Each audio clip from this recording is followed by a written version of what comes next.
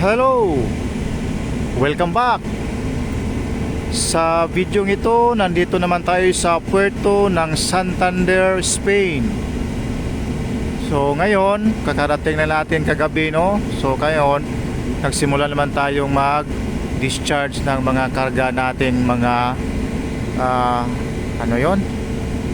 Mga greens, no? Anong tawag yan? Trigo. Trigo. Okay, trigo.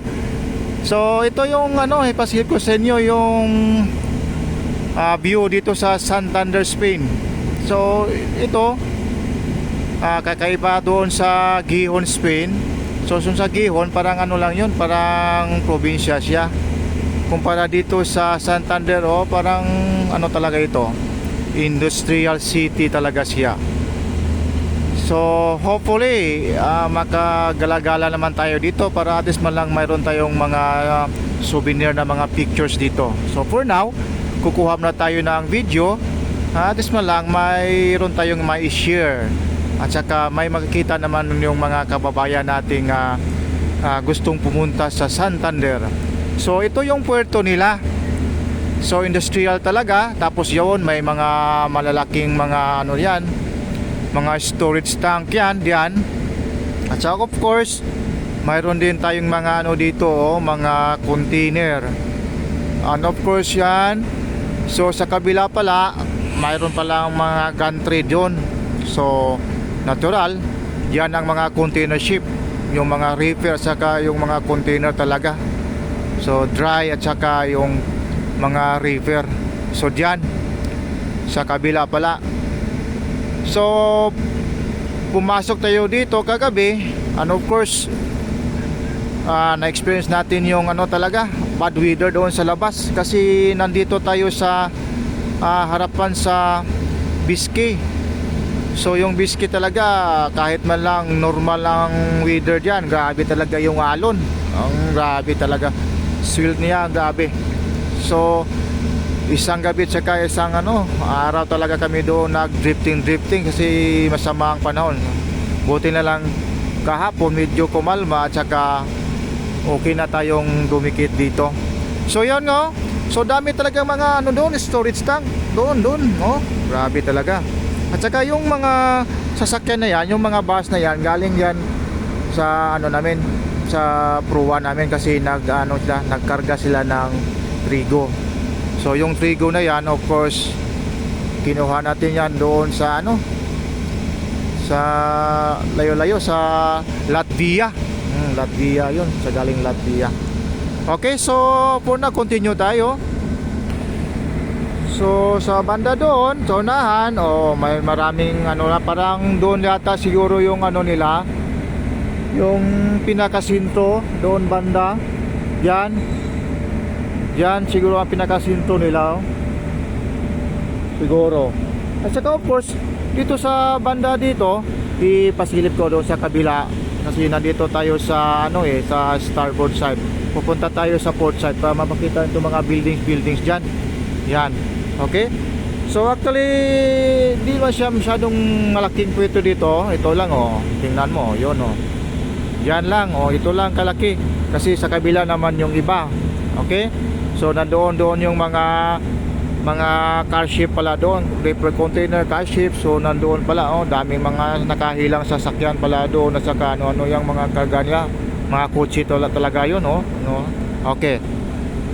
Okay, so patuloy tayo. So nandito tayo sa port side. So yan ang makikita natin. So dito makita mo mga matataas na talaga mga buildings dito. So para silang mga condominium. So ito naman talaga estilo ng mga European, condominium style, para tipid sa space, tsaka maraming of course maka-occupy na mga residents. So dito pala yung pinakasinto nila, daming mga buildings. So saan kaya kami dadaan diyan? Papunta diyan.